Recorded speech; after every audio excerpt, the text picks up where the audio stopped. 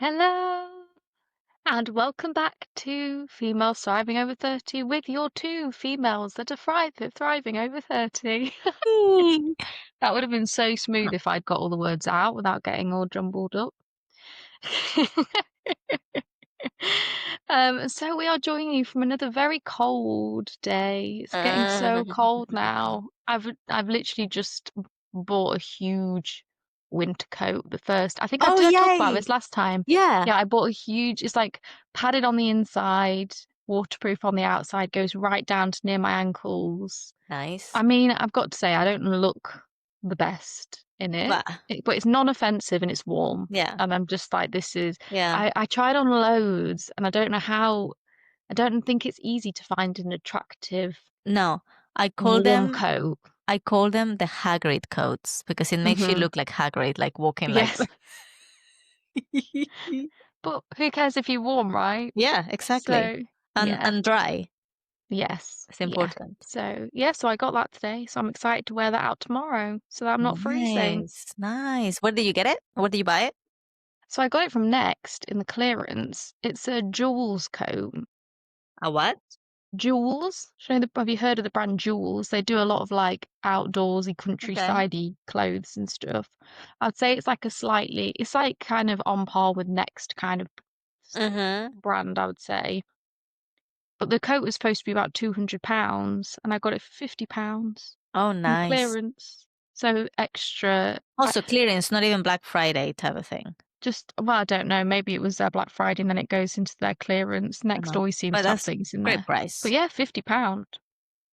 Great So I can't price. grumble. And I thought if it's supposed to be £200, it's going to do its job, right? You'd Yeah, expect that you it's going to be should. warm. You better. Yeah, I will report back next week if I was warm or not.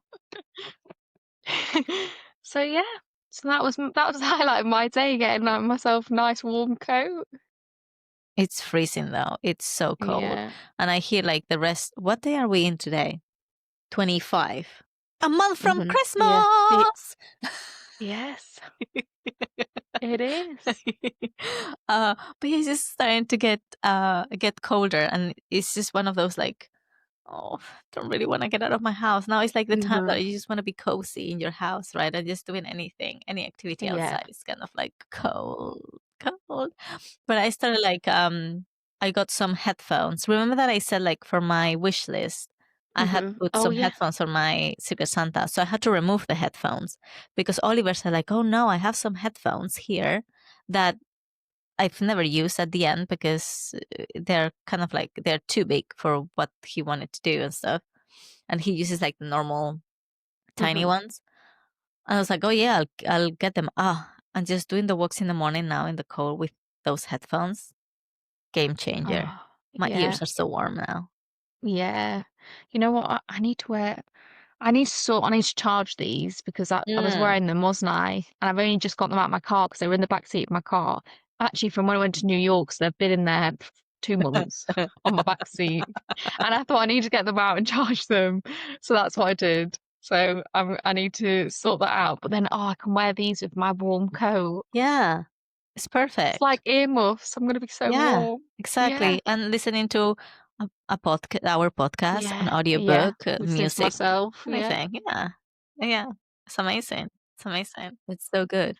But yeah, today I went to Cambridge Hmm. on a girly day and we were just doing like some shopping and stuff, like taking a look at what was around in the city. And then I was like, I love doing things outside, but also it's so cold. Hmm. Yes.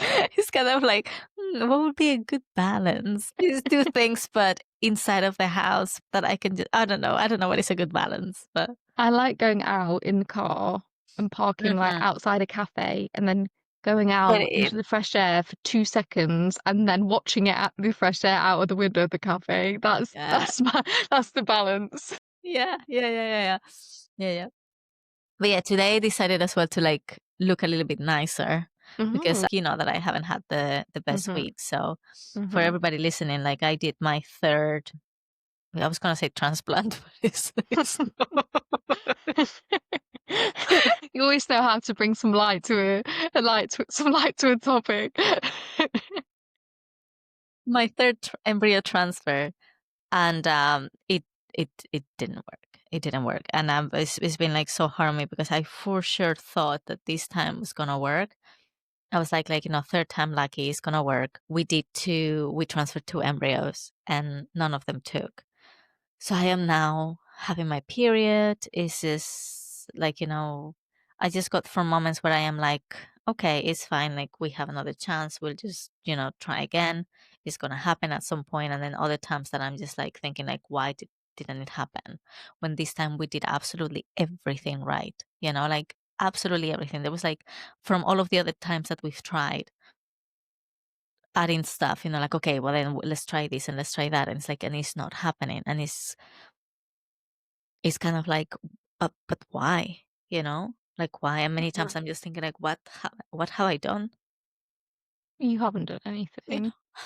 I feel like I can't even imagine, like, begin to Yeah. imagine all the things that you must be feeling, and I'm, so sorry that it's not worked out again, um, this time, but it's not anything you've done. Yeah. It's just like when I think about it, it's like I've lost four babies in the span of a year, literally. Mhm, And I don't know, it's hard to get your head around it and trying to think like what can it be that is preventing me from falling pregnant, like to just mhm, again, like, I've done it. Like last year I did it. So what is happening? Like why can I not? Like the other two that I've done after, like, it's not taken. Like what is it? mhm. And then I'm like angry with my body. I'm angry with the clinic and I'm angry with everything, you know? Yeah, yeah, and that's totally valid. I feel like everything you're feeling is I'm sure other people that have been in the same situation will feel exactly the same, and it's understandable that you would feel Yeah. all the things, and I think, like, you need to know that it's okay that you feel that way. Yeah. Because I've literally tried everything, all the different medications, the acupuncture, eating well, having all of the vitamins and stuff, not wearing perfume, like changing my from like plastic containers to glass containers, like doing all of those things. So I'm just like, I don't understand this time how none of them, because I was sure that at least one would, like Mhm, none of them did take. And it's hard, because I'm just kind of thinking sometimes, what if it's not gonna happen? Will I be okay with that? I don't know. But anyway, let's talk about something like today's episode. I think is gonna be interesting, and I think I'm just going to learn a lot. And again, if you suddenly see mhm, me disappear, it might be because whatever we're talking about maybe is triggering me a little bit. mhm. But I'm gonna try. I'm gonna try to stay through the whole episode. And I think the fact that, like, honestly, I don't even know how you just going about every day and doing everything you need to do because I imagine it's very, like, all-consuming, just everything that you're going Yeah. through, and when there's something you want so much, it's hard to see past that and just be able to not think about it. I can only imagine that that's really hard. Mm, But I think the fact that you're sharing it and being brave enough to talk about everything that you're going through is gonna help a lot of people, mm, because I'm sure there's a lot of people that are going through the same or they're gonna go through the same. yeah. And can you talk to the clinic and can they talk to you about why it might not? Well, I don't know because I've Okay. messaged them and I have asked like, so what are the next steps? Like, can I have a Mhm. follow up appointment? And they literally replied to me with what it is, literally a template email that they have not really read anything about my story or like anything like that. And I'm like, oh, for fuck's sake. So then I Mhm. called them and then I have an appointment next week and see. But I know they're going to tell me like, we don't know. We don't know what can be. Can be many Yeah. things. Can be Yeah, a yeah. problem with like, the embryos. And I know like sometimes, when these things don't happen, it's because maybe the baby was not going to be viable or it was not Mhm. gonna come, right? And obviously it's better that Mhm. it doesn't progress and it just happened now and I don't get Yeah. attached or whatever. But yeah, I just wonder like why there is not that many more tests done to Yeah. be able to identify like what could like things that should be part of the main tests that are done before you start Mhm. this journey, Yeah. If there are Yeah. tests, like why aren't they done? They should be Yeah. done by default. to every Yeah. single couple that starts a fertility journey. Yeah. That And should I be a think, standard. yeah, and when you think of all the things you're going through and all of the, I know it's not about money, but all of the money and everything that's Mm, also involved yeah, in going through this sort of process, you would think before they start any sort of process like that, that they would test absolutely everything. Like, exactly. surely there is a way to find out what it is Hmm. and what can be done moving forward. So, Yeah, I'll yeah. let you know what they tell me next week. Okay, so we're going to welcome our guest today, and this is very relevant to what we've just been talking about, because it's Hannah Pearn, and she is a fertility acupuncture expert, and also a podcaster herself. So we'll welcome her in, and then we'll get her to introduce herself for you as well. Hi, how are you? Hiya, how you doing? We're Good, good. thank you. How are you? Yeah, I'm all right, thanks. Where are you in the world? So I'm in Lincolnshire, Yeah, And I'm close to Cambridge. all and right. whereabouts are you? I am in South London. Ah, amazing. I did ask actually before this whereabouts you were based. Yeah, So can you tell our listeners a little bit about yourself, about who you are and what it is that you do? of course, yeah. So my name is Hannah Pearn and I am a fertility acupuncturist. So I have been working in the field for the last 12 years, 13 years. And obviously, alongside fertility acupuncture, a lot of my work is around education and connection for people who are trying to conceive or who are thinking about starting a family. So I run a podcast called Don't Tell Me to Relax. And I also run a community which offers fertility support and education, also called Don't Tell Me to Relax. And then obviously we have our clinics where we work one to one with people in London and around the country. Yeah, that's amazing. Like we've been looking for someone that we could maybe have as a guest to talk about women's health, because obviously we believe that is very under researched and very little talked about. So we are Yeah. so excited that you are with us in the podcast. But Oh. so what kind of like inspired you to start your journey with fertility acupuncture?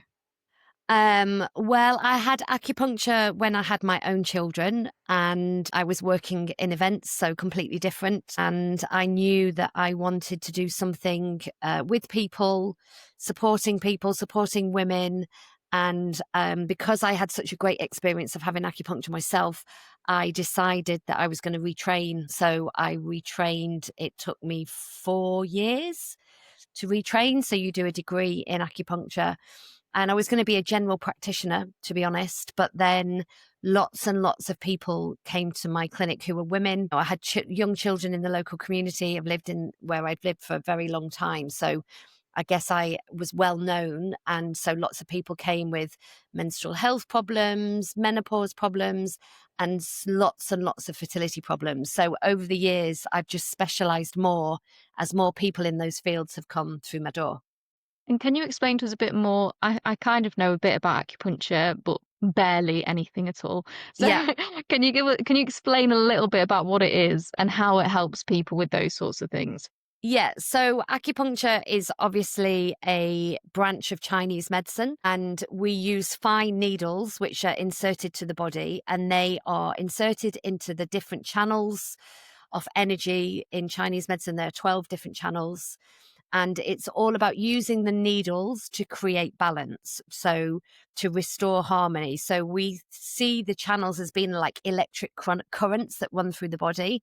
And when we experience disharmony or pain or any problem with our health, it's because the energy is either not strong enough or it's too strong and it's got stuck. So we're trying to make sure that it's always running through the circuits of our body. So, from a fertility point of view, acupuncture has been shown to really help improve with the hormone communication. So, if you think about it, your brain and your ovaries are continuously talking to each other and responding to each other. And acupuncture can really help with that. So, with the hormone release and the hormone communication. it's really good at working with blood flow. So we do specific needles below the belly button and above the pubic bone, which are literally bringing oxygen and blood to that area. And then the main one, I think, is that acupuncture really puts your body back into rest and digest. So moving you out of fight and flight into rest and digest. And we know that when your body is in that place, all of your systems work better. So your immune system, your reproductive system, your digestive system, all of these parts of our body work and communicate better. And obviously, fertility isn't just sitting on its own in your body. It is part of all other parts of your body. So we know that when people sleep better, when they're less stressed, when they're digesting better, when their immune system's more balanced, that they are more optimal for conception to happen. Yeah.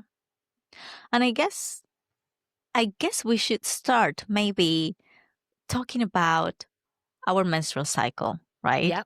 There is so many things that me personally, I started learning when I started my, trying to conceive journey, but things that were not explained to me when I was at school, right? At school, I was told, be careful, you can get pregnant with anybody looking at you.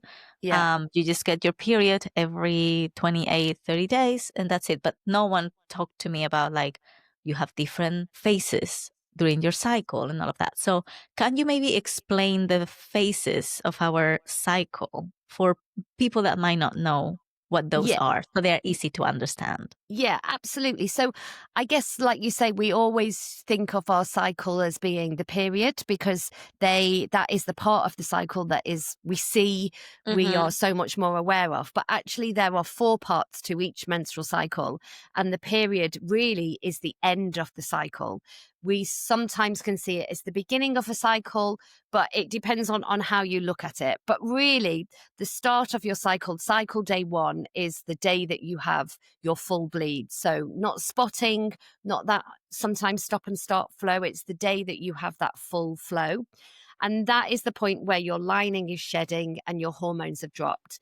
And from that point, what is happening is, yes, your period has come, but also your follicles are beginning to grow again. So you are already, you have your period, but also during your period, you are now in what's called the follicular phase. So the follicular phase is from day 1 of your period to when you ovulate. And during this time, your follicles are responding to your brain signals by your brain is producing FSH, follicle stimulating hormone, and it's encouraging the follicles to begin to grow. And across the ovaries, you might have several follicles that begin to grow, and one of them becomes the dominant follicle. So the dominant follicle is the follicle that grows, and then when it reaches a certain point, it will ovulate. You'll have a hormone released, which is called LH, and that will allow the follicle to burst and for the egg to release. So as soon as you are in that part of your menstrual cycle, you are in what's called the luteal phase of your menstrual cycle. So you're in the second half of your menstrual cycle. So I'm just going to do a recap. So far you've had your period, you've had your follicular phase when your follicles are growing. You have your ovulation phase. So that's the third part of your cycle when you've ovulated. And then you have your luteal phase. And the luteal phase is obviously from that ovulation moment right the way through to when your period starts. And this is the point where if you're trying to conceive, egg and sperm might meet, an embryo might form, and it will travel through the fallopian tube and embed into your uterus. And if conception has happened, obviously your period won't start. But if it doesn't happen, if sperm and egg haven't met, or if they have met and implantation hasn't happened, then your progesterone level will drop. So one of your hormones will drop, and it will signal to your brain to release what's called prostaglandins, and that will shed your lining once again. So it's a continuous circle of events that happen very much beyond our control. And would you say there's any like main signs or anything happening to somebody that might be a sign that something's not right, or that they might need to do something like acupuncture or something to help with that? Yeah, so there's lots and lots of things that you can look out for. And when you really, I mean, I've given you a very brief overview of a menstrual cycle because I could literally talk about it for an hour. But when you really understand the phases of your cycle, so the period phase, the time to ovulation, luteal phase, they all should be in a certain way. So, for example, your period should be 3 to 5 days. It shouldn't be too heavy. It shouldn't be too light. It shouldn't be painful. It shouldn't flood, and you shouldn't have too much spotting before your period starts. So if you've got any issues around that, so heavy periods, painful periods, you've got lots of spotting before your period starts, you've got lots of clots, anything that stops you going around your day-to-day life, lots of PMS symptoms, that is a sign that there is something going on and you might need to be investigated. It's a sign of hormonal imbalance. It could be a sign of a structural problem like a fibroid or a polyp. It could be a sign of endometriosis if it's particularly painful. So that's the period phase. If the time to your ovulation, so the time to your ovulation approximately should be between 12 and let's say 20 days. On average, they say 14, but I think it's like 5% of the population who actually ovulate on day 14. If you find that you're ovulating maybe on day 9, so that follicular phase is very short, or if you're finding that follicular phase is very long, so you're ovulating day 26, 27, or maybe it moves every month. Maybe one day you ovulate on day 10 and then the next you ovulate on day 26. Again, it's a sign that something is wrong. Your follicular phase is erratic, your ovulation isn't consistent, so something to flag. Ovulation phase, if you think you're not ovulating, if you're not getting cervical mucus, so obviously around ovulation, you get this wonderful cervical mucus, which is there to keep the sperm alive, to keep you lubricated, to help you to conceive. It's your signal that you are potentially fertile. If you're not noticing this, or if your ovulation feels very painful, if you're getting bleeding, if there's anything unusual around this time, then again, it's a sign that something might need to be investigated. And the fourth phase, your luteal phase. So again, we want this to be about 12 days. We need enough time for sperm and egg to meet. We need enough time for the embryo to implant. But if you find your luteal phase is very short, if you've got lots of spotting during this phase, perhaps you've got lots of discharge or maybe an itch or some irritation. Again, it's a sign that there might be an infection. You might have problems with your progesterone. You could have polyps. There's lots and lots of different underlying reasons. But if it's not 12 days of consistent, no blood, you've got a good luteal phase with no PMS, any problems in that area, then obviously, you need to get it investigated. Obviously we always think about the period, don't we? And we're always like, what does a good period look like? What is the problem?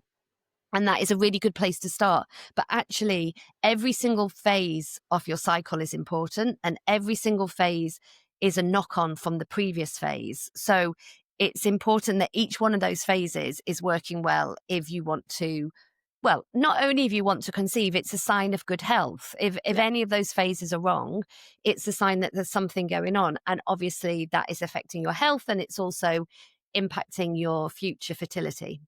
Yeah, because obviously I think a trend that has been going on for many, many, many years has been to put young women into contraception. Yeah. To kind of like, I don't know, like regulate their menstrual cycles or, pain with the menstrual cycle, etc. Yeah. Which then obviously once we come off that menstrual cycle, we come off the contraception, then everything is very unknown to us. So how does contraception affect fertility, especially after having been on it for many, many years? It's a good question. And scientifically, so if you look at the science papers, there is no long-term impact from contraception into fertility. So that's what the scientific papers say. I've done lots of podcasts myself about this, and lots of doctors would agree. However, as a person who works in clinic with women every single day, I would argue that for some people, contraception it's maybe not the contraception. It's probably a combination of the type of contraception and an underlying issue that was always there that comes together that then goes on to impact their future fertility. So it might not be the actual contraception. It might be that the issue was always there. It was just never properly identified. It masks exactly. it.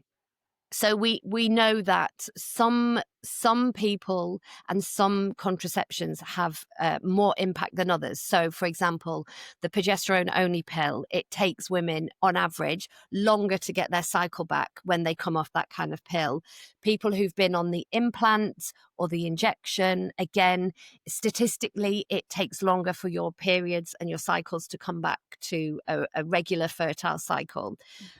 For some people, you can come off any kind of contraception and your cycle will snap back into place and you'll have no problem. For other people, it might take time. So, from in my clinic, I see it taking between 3 months and 12 months and sometimes even longer. Sometimes cycles just don't come back, and there can be many, many reasons for that. And blaming contraception is not always the right place to put it, because there could be other things, there could be lifestyle issues, illnesses. So there's a plethora of reasons why, and contraception has played its part, but it's not the sole reason, I would argue. Yeah. I don't think it can be as simple as contraception has caused that. It will be multifactorial. And what about like hormonal imbalance in general? So even if your period seems normal, but if you have other symptoms that you might have a hormonal imbalance. For example, like when I came off the pill and when I was pregnant, I had really bad hormonal acne that I'd never had when I was on the pill. And it happened, there's twice when I came off the pill and I got it for that whole period until I was back on the pill. And I don't have it now, but I didn't go back on the pill. But I think after going through a pregnancy and then after that, it went away and I haven't been on anything since. But what about things like that? And what can we do about those kind of, if we notice anything like that? Yeah, so there are lots and lots of ways, proven ways to balance or to sort of balance. I always, it's a difficult word, balance, but maybe address hormones that are, feeling wrong or feeling a bit too much or too little. So all of the things that we look at. So first of all, we have to rule out any medical reason. So we have to think about things like thyroid health or any sort of digestive issue or endometriosis, anything like that's underlying that could be, or like prolactinomas or raised prolactin, anything that could be a medical reason why you've got this hormone problem. And when we've ruled out that, and we can do lots of blood tests, we can do scans to investigate that, then we really need to think about what is it in our lives that are impacting it. Because we know that we are, all our health, whether it's hormonal health or digestive health, is influenced hugely by how we are living our lives. So we know that hormones are made when you are asleep. So if you've got any sleep problems, if you're a shift worker, then that could be having an impact on your hormones. We know that if you're really, really stressed, that stress really does impact your body's ability to create progesterone and estrogen. So, and I'm not talking about the day-to-day stress, I'm talking about long-term chronic stress can really have an impact on your hormones. Diet, eating the wrong diet, not eating breakfast, eating too much processed food, eating too much sugar that's impacting your blood sugar balance, could be then impacting your hormones. Lots and lots of inflammation. So if you've got lots and lots of toxins in your diet, you're eating lots of foods that are very inflammatory to you. And for every person, it's very different. I might be able to get away with eating a burger, and the person next to me, it might really inflame their whole system. So it's very, very unique to each person. It's very individual. But each of these things has a knock-on effect. Exercising too much, not exercising enough. Again, all of these things can really play a part. And in my experience, it's never one thing. It's usually a combination of all of these things. And if you put it together, so if you put together, I live in London, so let's look at the average 30-year-old life in London. And I'm being general here, but you're commuting to work, You're rushing around. Are you eating your breakfast? Your life is full on. Your life is busy. You might be going out a lot. You're burning the candles at both ends. You might be over exercising. There is a lot of pressure on that For sure. person. And I would say that it's a good thing to look at what is happening with your life. If you like, some people can cope with that and it might be fine. Okay. Other people, it's like their levers are, in a different place and they just get switched on more easily. And therefore, having a really good assessment about how you're living your life, it's not easy to do, but it can be really helpful. Yeah. I'm pretty sure like some people will find it really, really hard to try to change the Yeah. way that they live and their daily activities. Yeah, it's the biggest quandary for all of us, isn't it? Because we are living in a world where big business makes us eat lots of food, not exercise. Our lifestyles are not suited to actually what our bodies need for health. Yeah. So, it's easy to blame individuals and it's easy for individuals to feel guilty about it. But I always think, we are literally surrounded and sort of moved into this world of on health, from our phones to what we're sold in supermarkets to the way our cities are designed. It's very, very difficult to push back against that, I think. Yeah. So obviously within the topic of contraception, also contraception has been used to avoid getting pregnant, right? Avoid unwanted pregnancies. But there is other ways that if we know on how to track these things, we could know when we can have intercourse and stuff and not get pregnant, and then when we have to get pregnant. So can you tell us a little bit about how people can track their fertility in a natural way? Yeah. So first of all, I would do a disclaimer and say, if you want to do this, then I would go and work with a practitioner who can teach you how to do this. Because if you do it right, I think statistically it is as safe as being on contraception. But you need to really know that you're doing it right, because obviously, tracking, using your cervical mucus, using your basal body temperature, you can make a mistake and you could get pregnant. But the premise, so I'll just talk about the premise of it. And I'd say to anybody, go and work. There are lots of great practitioners out there, lots of great teachers, and, educate yourself about it. But the premise of it is that we are really only fertile. Females are only fertile for approximately 3 to 5 days every single month. Not a lot.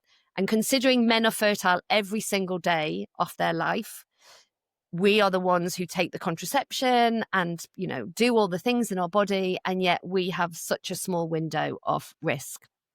So it's already, unfair, but we are where we are. But the premise of fertility awareness is that you use your cervical mucus and your understanding of your cycle to work out which are your fertile days and which are your not fertile days. So if you understand your menstrual cycle and you know when your body starts to get cervical mucus is your body's signal that you are potentially fertile. Because if there is cervical mucus, then sperm can stay alive for 5 days. So you need to track your cervical mucus and make sure, this is like the very broad premise of it, that you're not having sex around those fertile days. So around the time that you've got cervical mucus.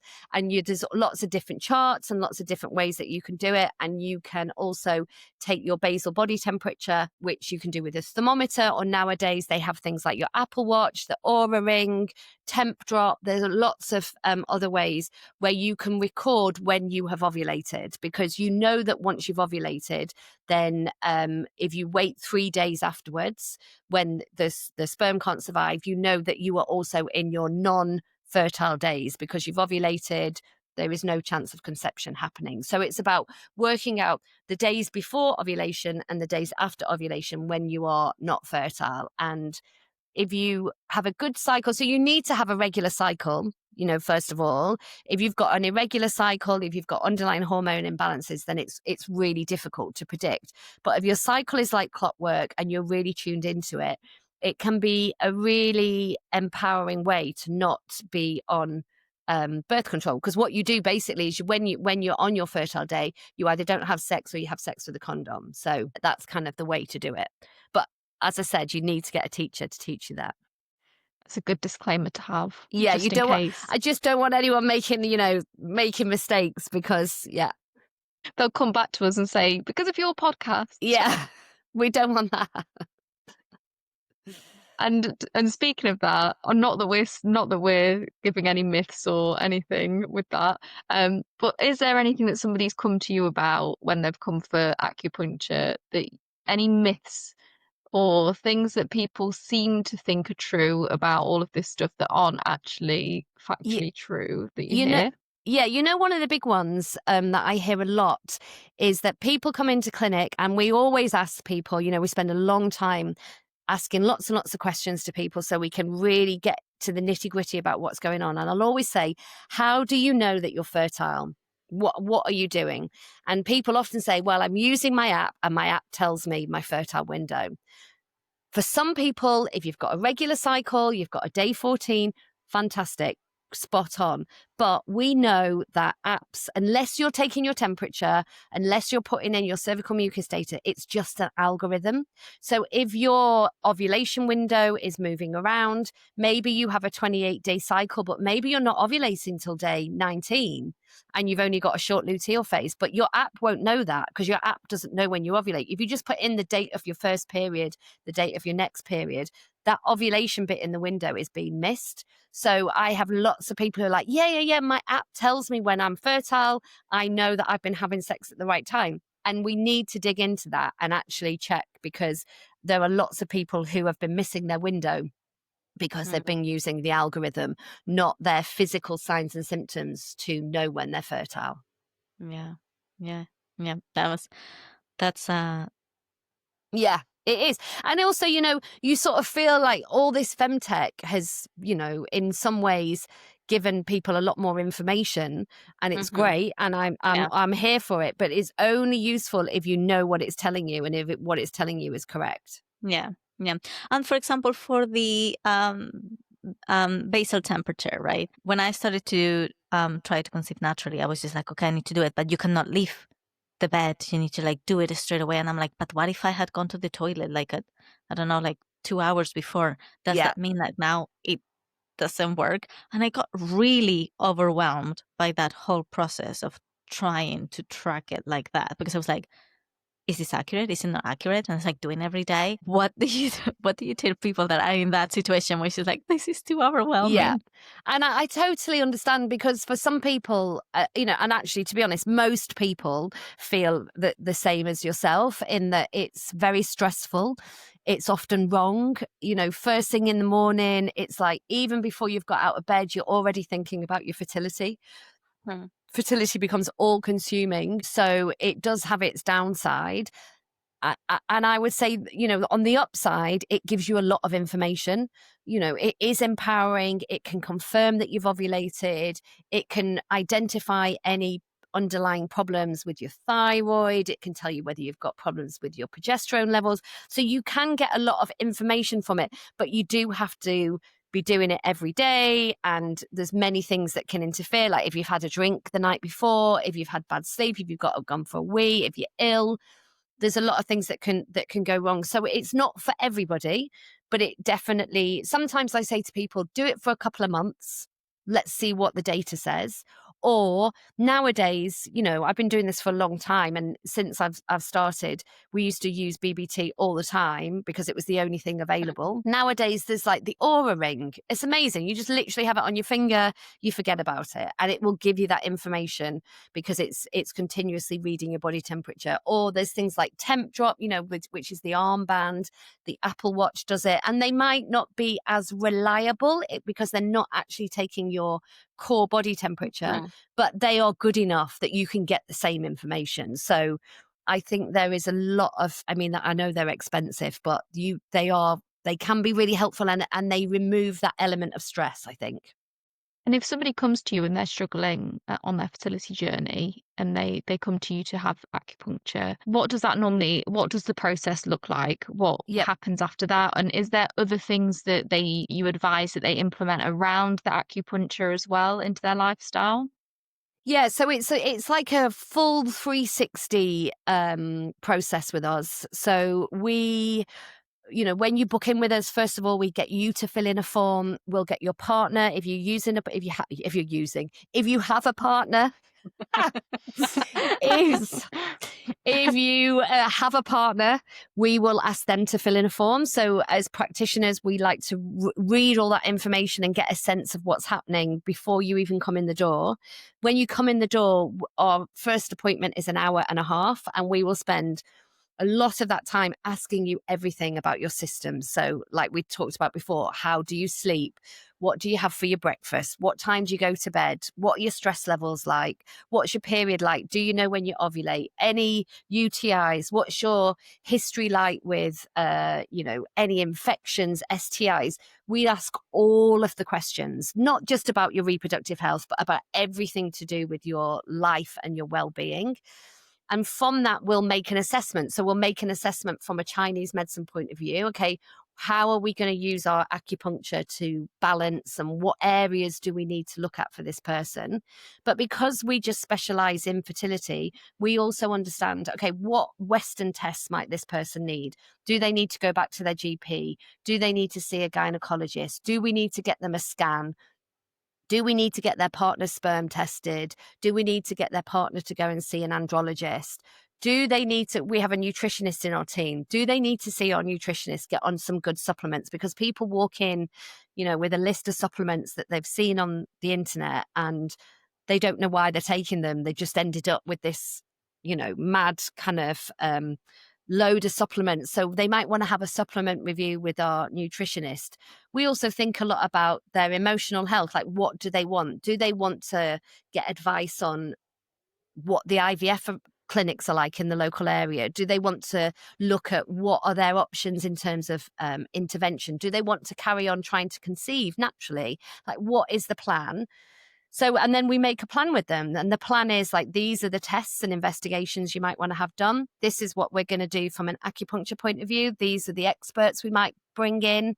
And these are all the lifestyle changes that we recommend and things that you might want to go and think about. So it's a full plan, because what we want people to do is we want people to come, tell us their fears, ask us all their questions, because, you basically have your 10 minutes with your GP, so you don't get enough time to ask your questions. You don't want to go to a fertility clinic yet, because you don't want to be sold IVF, and you might not be ready for IVF. But so what you do is you end up going on the internet and searching the internet for loads of information, because nobody's sat down with you and explained things. And as we know, we don't get any sex ed at school. So you've got all these thoughts and all these questions, nowhere to go but the internet. You go on the internet, it sends you all this information, some of which are like, is it true? Is it relevant to me? Is this bullshit? Do I need to listen to this person?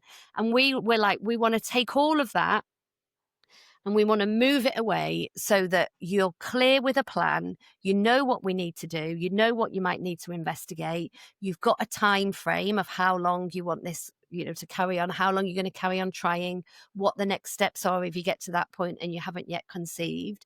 We've thought about your partner, so we're not just thinking about you. And what I always say to everybody is like, right, I want you to now stop Googling. I want you to stop going on message boards. I want you to do the research from the information that I've given you. So we've given you some really good signposting so that you feel informed but not overwhelmed.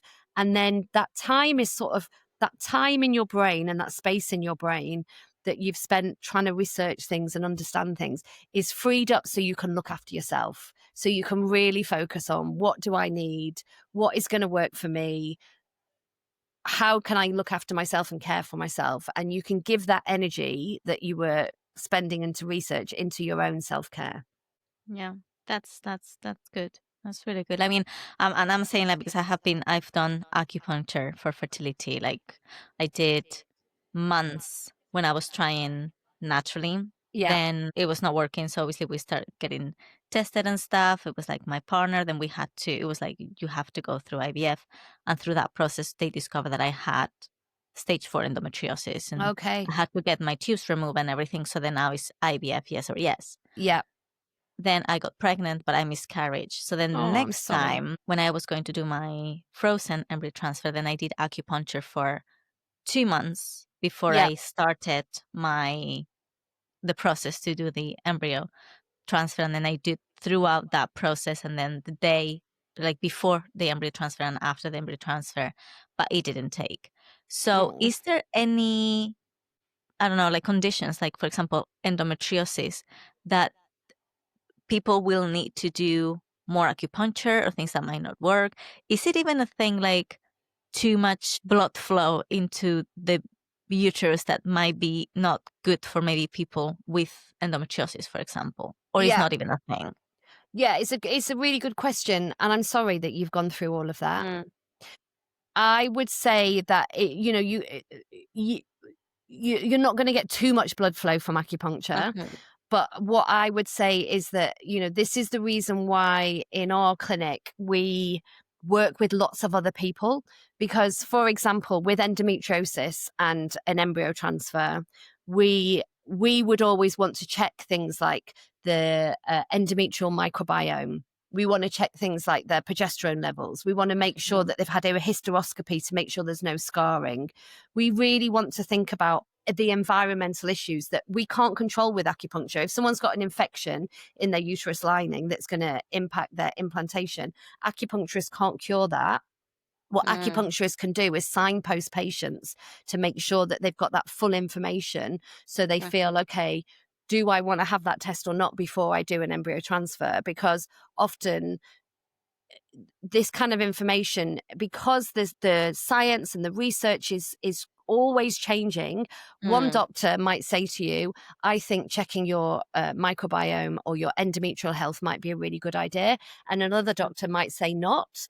And as an Yeah. acupuncturist, I don't know the answer. What I can give you is that information, so you can go and do the research and find that out for yourself, and then Yeah. you can make an informed decision. So I'm always really clear about what you can do as an acupuncturist, and what our role is, from making sure that in that situation what we're working on is, yes, blood flow, yes, stress levels, but I'd also be wanting to make sure that we have checked everything in the environment, or that you knew that was an option before. And of course it could be embryo quality, not environmental Of factor. course. But it's always about really informing patients so they know, and knowing the limits of acupuncture, because I'd love to tell you that it's a miracle thing, and everybody who has acupuncture, it has a successful outcome, and it doesn't. Let's face it, IVF rates are not massively successful, so there are definitely limits, but I think there is an advantage to having an independent person help you make good decisions as you go through treatment. I mean, absolutely. Because, for example, what you have just told me is not something that has ever been mentioned to me Yeah. by any doctor or anybody. So it's like, if I had known I could have those tests done, maybe I would have done it before I started like this next round or whatever, And who knows, as you said, like it can possibly be embryo that it's just not working. It might not have like chromosomal issues and things like that. But what if I could have found something doing this test and maybe put something in place for it to help with that? So thank you. It was You're very welcome. informative. You're very welcome. I've got some good podcasts on that very topic, and I'm sure you're. I really always want to say I'm not being disrespectful for doctors.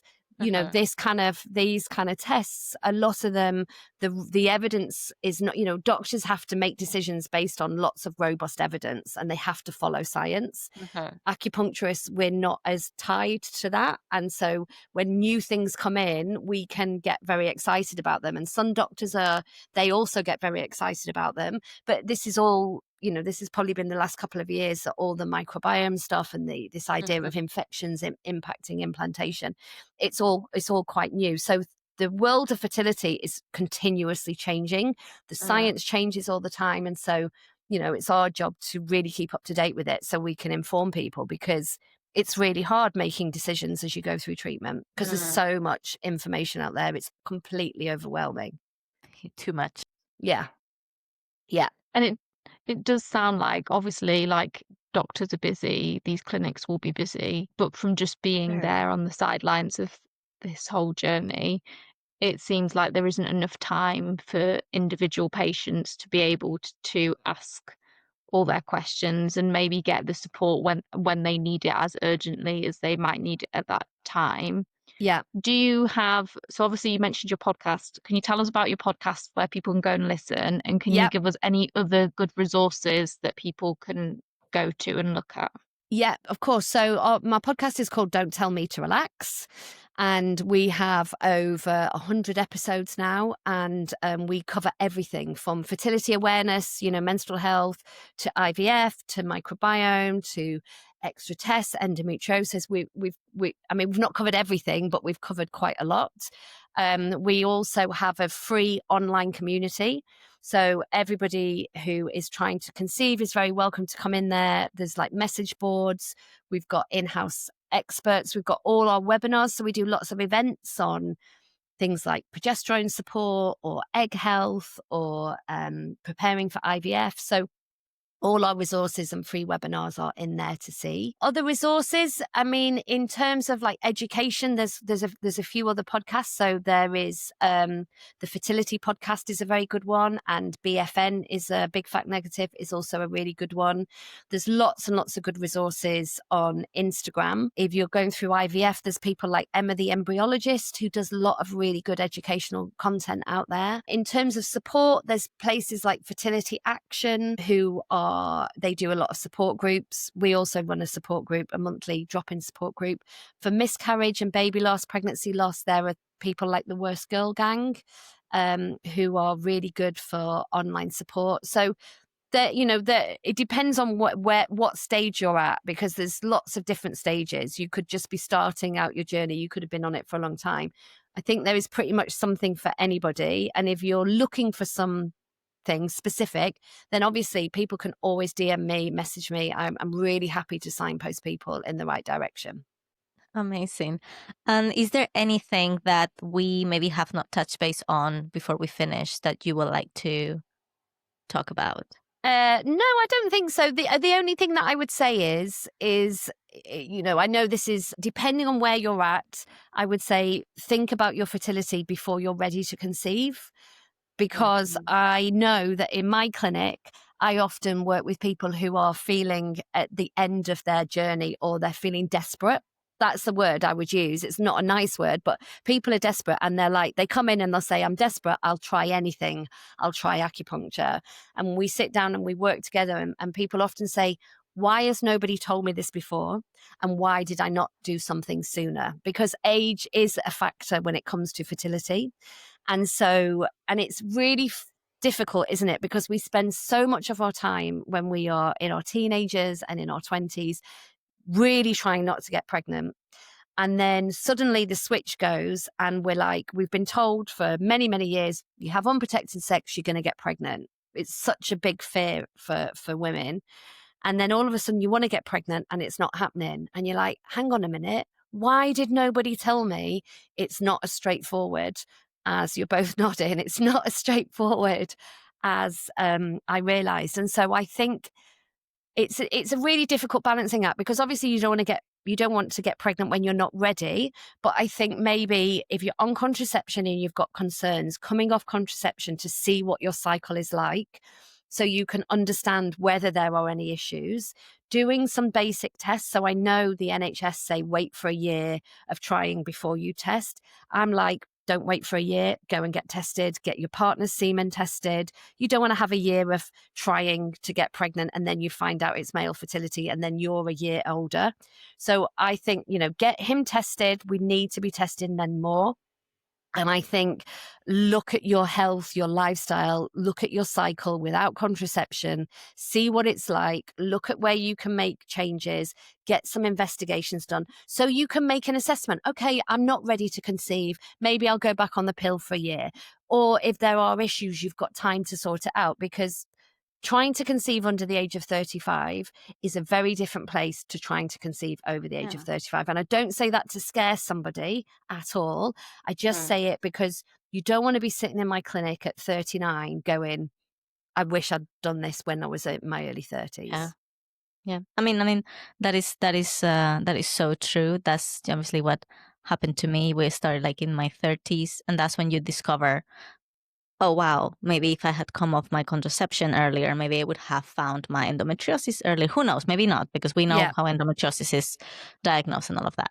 But maybe I could have tried this earlier, gone IVF earlier, where maybe my eggs were better quality. Like, Yeah. it's all of those things that, you start asking. So yeah, I think Yeah. that's a really good advice. Yeah. Really, And really good. I say it with kindness, because I never want to put the blame. I feel really awful because, you see in the news all the time, don't you? Women are leaving it too late. Women are having their career, we're blamed for it. And I don't think it's not right to place the blame at women's door or person's door. People often say, I feel really bad I didn't do anything sooner. I'm like, it's not your fault. It's because we didn't have the education. We were all told you can do it all. You can have contraception. You can do a job, get a house, find a man, all these things. It's hard when we didn't have that knowledge to make those decisions, to make informed decisions. So I say it, I really hope it comes across that I'm not saying this with like, it's your fault, you've left it too late. I'm saying it with, life is not there. It doesn't support women's health, Yeah. and it doesn't Yeah. support making good decisions when you're younger. Yeah. And that's why we were having the podcast, right, Jasmine? Exactly. Like, we wanted to have this type of conversations that we didn't have, or no one was talking about when we were younger, to Yeah. make sure, like, future generations come in, they have the information now, and hopefully we can make a difference. Yeah, exactly. Somehow. Exactly. That's why I started my podcast, because I was like, if one person listens to this and makes an informed decision, then I'm winning. So I think that's a good place to start. Yeah. Yes. Yeah. Absolutely. Absolutely. Yeah. Yeah. I totally echo that. Yeah. Well, thank you so much, Hannah, for being with us on the podcast. I think It's a we've total learned pleasure. so much. I have, for sure. I'm pretty sure Jasmine has as well. And we really hope as well our listeners have learned a little bit more about this, that they advocate for themselves, that they don't, leave this until they want to try to conceive, to start looking into this. They understand their cycles, and they understand how everything works. And we hope to be able to have more people come in into the podcast to talk about women's health, because, as we said, it's very under-researched and it's a very important topic for us to talk about. So, as I say, thank you so much, Hannah, for Pleasure. coming into the podcast. I Thank you hope for you have a having good me. time. I have. It's my favorite topic of conversation. And for everybody listening, we're going to be leaving all the resources that Hannah has mentioned before. We're going to be leaving her Instagram, her podcast, and all of the details below, so you can start like following and learning more about women's health. And we'll talk to you in the next episode. Bye-bye. Thank you. Bye.